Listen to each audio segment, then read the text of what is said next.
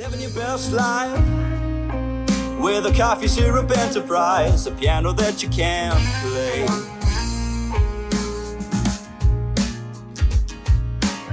She caught him looking twice.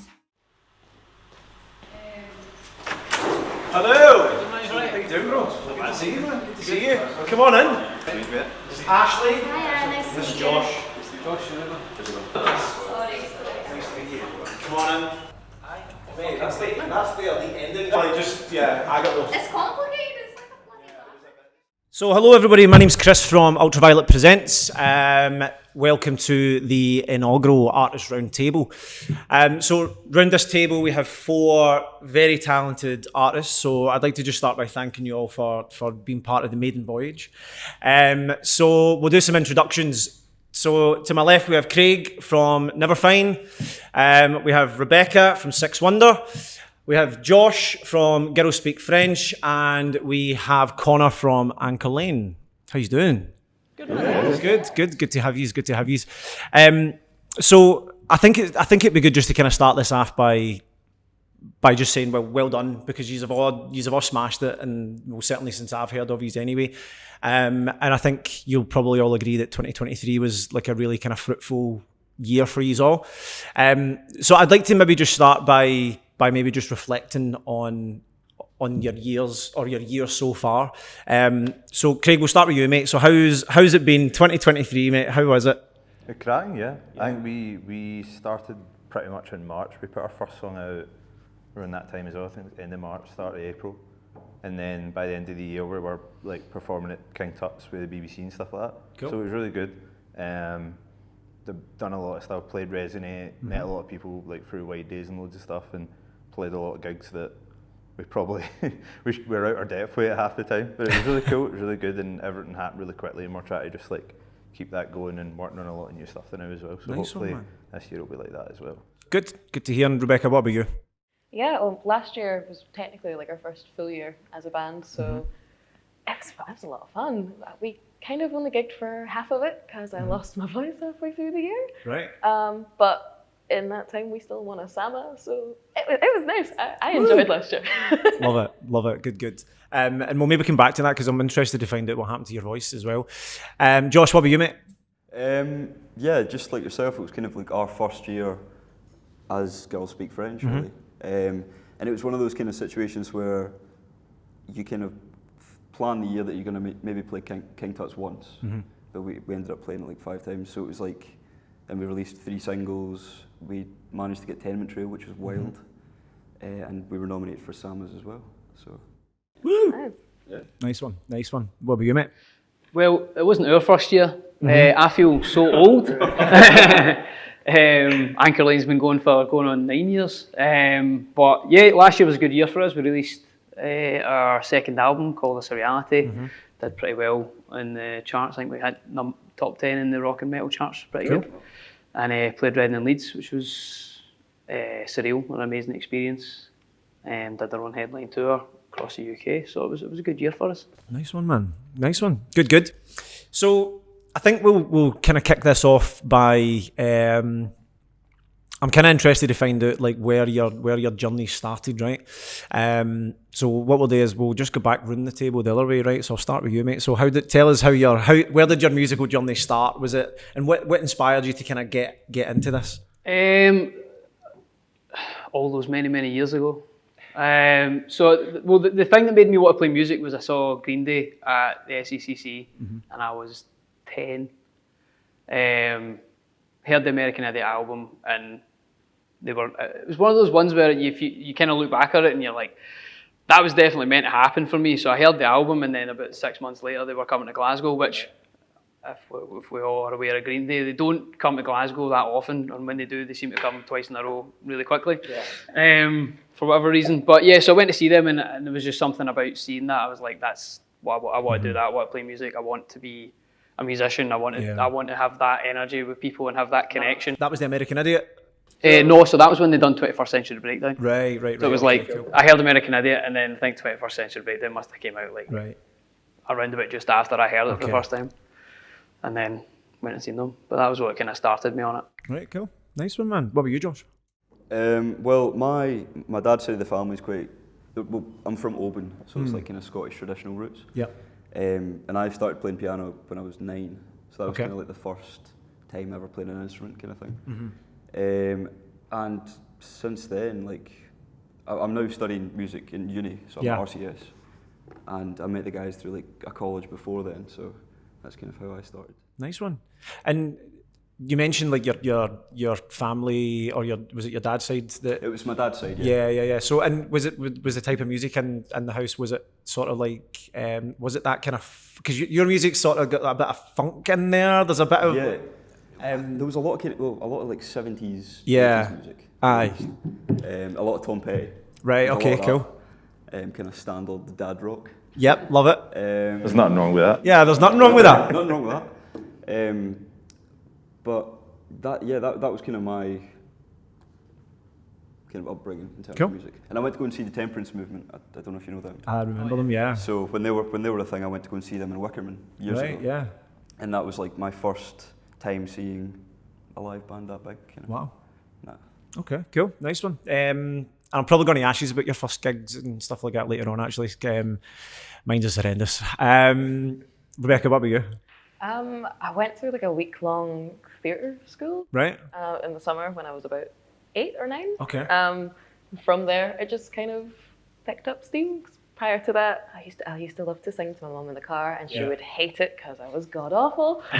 So something clearly changed that week, and all of a sudden, oh, you can sing now. So I guess that was kind of it. So it was a lot what of. changed? I don't know. They just took a chance on me. Okay. Maybe my mum's ears got better. All I right, don't know. okay. Right, cool. So it wasn't you that got better, it was just everybody's ears got Maybe. better. Yeah, No, okay, cool. jury's still out. I'm not sure. I like that one. Cool. And what about you, buddy? Music wasn't like the biggest thing in my house, but when my dad had a drink, he would constantly have ABBA on. What? My earliest music memories are just ABBA constantly, and my dad. Who doesn't have ABBA on when they've had a baby? Come on. Just him chucking a bit like stuff about the living room, just singing away to ABBA, just like, my God, like weird memories. But yeah, so that's where that started, and then very quickly, like without getting too deep in that, he passed away, and then soon after that, like my mum was in Asda, and she was just like, "Oh, do you want like go buy something? I'll get you something, anything you want to cheer you up." I was like, "Oh, okay." And then I saw Iron Maiden's "The Number of the Beast." And I was like, right. didn't know what it was, never heard about it, and I was just like, "Oh, that looks pretty cool. What's that?" And then I pointed it out to my mum, and she was just like, "Right, okay, I'll get it," because obviously she's aware of who it is. And then that's where listening to music started. Was Iron Love Maiden. that. I love don't know that. if that's good or bad. Thinking back, but you know. What do you think it was that drew you to it? Because I know that I'm not Eddie, really really. into like Iron Maiden myself, but I know that like a lot of the artwork is very distinctive. Yeah. I think it was just that because like back, I don't even know what year it was. I was 11, so I'm not going to say what year it was. I don't want to seem old or anything. But no, like Careful, mate. Like, I'm pretty sure I'm well older than you.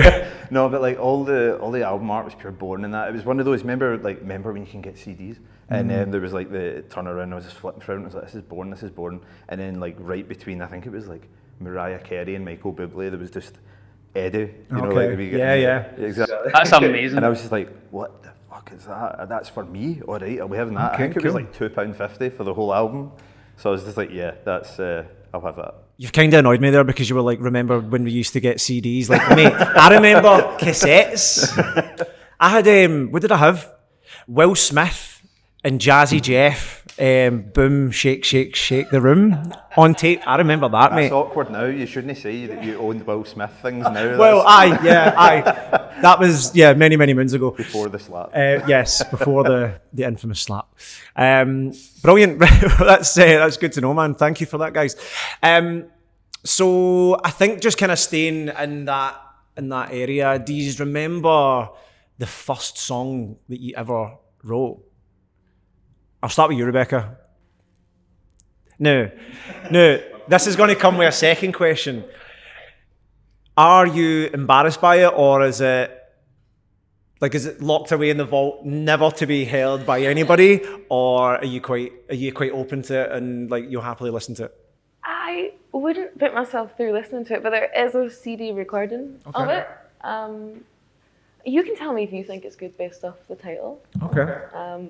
called Teardrops of Rain. Teardrops of Rain. That's That's nice. very deep. Yeah. From age 8 Okay. onwards, you know.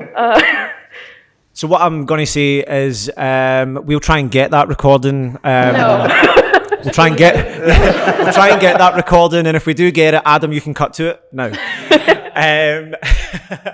Brilliant. And what about you, mate? No, that's never been heard. My first song was like, I'm in a metal band, so Okay. yeah, it was really bad. It's supposed to be though. If your Yeah. first song was a belter, Exactly. Like, come on. But no, I can't even remember what it was called. It was like in the first ever band I was in. Oh my god, it's worse than that song title. It was called "Bring on the Floods." Oh, nice. And Yes. but when I look back on it, I'm like, oh my god. But at the time, I was like, that's so fucking cool. A lot of aquatic But, references Yeah. in these songs. Why is that? Was there just a lot of that? Elemental references. Well, there is a Right, lot okay. of that in metal, and like Oceanate, Alaska, and like Yeah. loads of kind of water-based Okay. and stuff like that. Why Okay. is that? Mine wasn't metal. Well, there you go. So and actually, and I did actually forget to ask because I wanted to ask you as well. Like, so what was your one about? Like, what was it? Teardrops of Rain. I mean, I don't know. The lyrics that I can remember is the rain's falling, the wind's blowing, Okay. people watching as I walk. That's very Bob I don't Dylan. know what it's about. I don't very know. Bob Dylan. Yeah, What age were you? like 8. Okay, fair enough. Fair enough. That's rather mature for an 8-year-old, to be fair. I couldn't have written that when I was 8. And what was your one about? Mate, I don't even know. Really? It was just a lot of Okay. kind of like I Okay. can't do what you do. So that's my like. That's it. That was all right. Yeah, was it? I don't Straight know. in hills. Yeah, man. Nice one, man. Connor, what about you, man? my first song, I was a lot later than Rebecca, definitely. I think I was about 14, 15, wrote my first song, and it was called "Time to Say Goodbye." I would happily let you hear it. Is that the one that's Have you got it right now? Have you got it right now? No. Is this another one we can cut to now? There's probably a video of it somewhere. Right. But it was one of those ones where like I wrote the song and then managed to come up with like what I thought was the coolest riff of all time As you at do. the time. Yeah, Yep. naturally. I mean it was like if it's your first song, I feel like you're like, do you know what? Quite happy with that one. Yeah. I didn't stay on the same 4 chords the whole time. It's got a decent journey, but I'm not going to sell it. Yeah, I You get know? you. Okay, That's kind of it. cool, man. What about you, Josh? So I was 16 when I wrote my first song, so a bit late to the game. But I mean, I was going through like a bit of a Billy Joel phase. Right, okay. So Nothing wrong with that, mate. Piano ballad, Yeah, all the way. Vienna's one of my favourites, man. Oh yeah. Yeah, I love Vienna. This It's one of my was not Vienna karaoke level. songs, man. This was not Vienna level. Right, okay. But it was like, I don't know, I was 16. I was thinking like, oh, I'll work on the lyrics. Let's make it as deep as possible. So How deep can you make your songs when you're 16 though? Like, I mean, you've not lived. no, that's my point. Yeah, I know. Yeah. So I don't know. It was nonsense. But it's actually a song that we've played as the band, Right, and so I played piano, and then we had Rosalind Orr. She plays sax. cool. So it was like piano sax kind of combo. And we've only played it once, but that was the first ever song that I wrote. Cool, man. It's called Barefaced. And what was Barefaced about? Couldn't tell you. No? I mean, I think it was something to do with like, well, I mean, I was 16, like you're in relationships. Yeah, and yeah. stuff, right, you know. And I don't know, it was like when you take off makeup, that was a term of being barefaced. Okay. So it was like that kind of thing. I like it. Me trying to be as deep as possible. How long did it take you from like? So you said you played it. Was that recently? So we played it. When was our headliner? Sneaky Pete's. I think it was like October time. So like how weird was that to like I wrote that when I was 16? Yeah. Crazy. But I mean, the reason the band kind of came about, I recorded like 6 demos Okay. when I was 19 Right? in college, and I was like, they were just acoustic demos, so it was like only piano in that song and vocals.